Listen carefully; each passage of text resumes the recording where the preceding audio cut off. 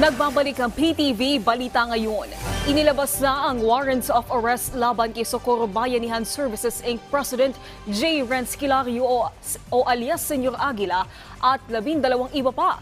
Humingi tayo ng update, may report si Daniel Manalastas. Daniel. Naomi, inaresto na ng National Bureau of Investigation ang leader ng Socorro Bayanihan Services Incorporated o SBSI na si J. Renz Kilario o mas kilala bilang si Senyor Aguila. Sa Bisayan, Naomi, ng isang warrant of arrest. Bukod kay Senyor Aguila, inaresto rin ng NBI ang ilan pang leader ng SBSI, pati mga miyembro nito na inaakusahan sa iba't ibang alegasyon.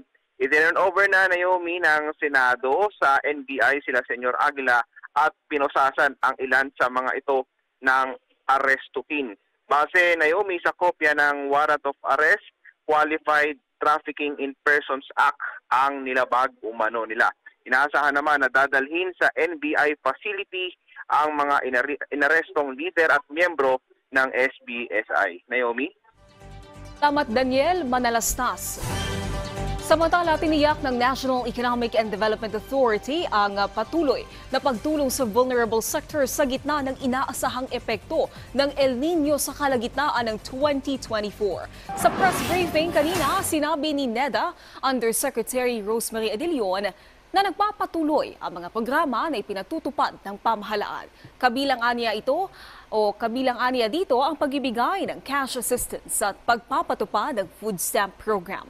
Samantala, nilinaw naman ng opisyal na hindi lang ang mga pinakamahihirap na Pilipino ang natutulungan sa programa, kundi pati na rin ang mga nasa middle income sector sa pamamagitan ng pagbibigay ng skills training at libreng tuition.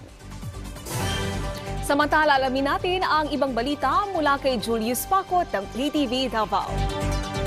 Mayong hapon, blanco gihapon ang mga otoridad kung asa na karon ang na-missing house helper nga si Justin May Saldua. Kini ang gikumpirma sa Davao City Police Office nga dili pa nila matumbok kung patay ba o buhi pa si Justin May Saldua, ang 21 anyos nga house helper. Kinsa gika-report nga na-missing sukad pa niadtong bulan sa Agosto. Si Justin May Saldua ang house helper sa girelieve nga station commander sa pulis sa Turil Police Station nga si Police Major Michael Oyanggurin.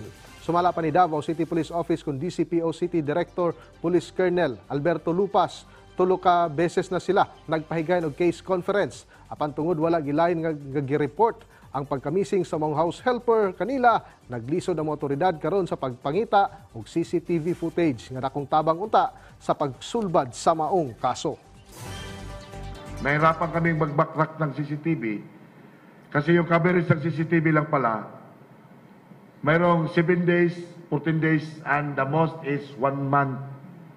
Samtang ikumpirma pinaagi sa mensahe sa labaw sa Regional Civil Security Unit kon RCU 11 nga si Police Colonel Richard Verceles nga girilib na sa pesto ug mag-atubang og kasog administratibo si Police Chief Master Sergeant Napoleon Dexter Parada Castro.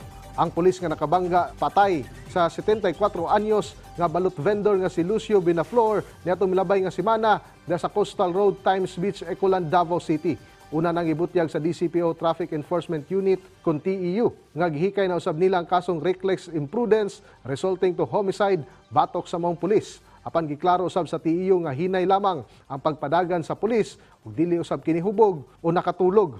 Una nang giingon sa TEU nga kalit lamang nga nitabok ang balut vendor gamit niyang bisikleta. Busa nabunggo kini sa pick-up truck nga gamit sa maong pulis. Ug mao kato mga nag-unang mga balita gikan dinhi sa PTV Davao. Ako si Julius Pacot. Mayong adlaw. Daghang salamat, Julius Pacot. At yan ang mga balita sa oras na ito. Para sa iba pang update, i-follow at i-like kami sa aming Facebook at Twitter account sa @PTVPH. Ako po si Naomi Tiburcio. Magandang hapon.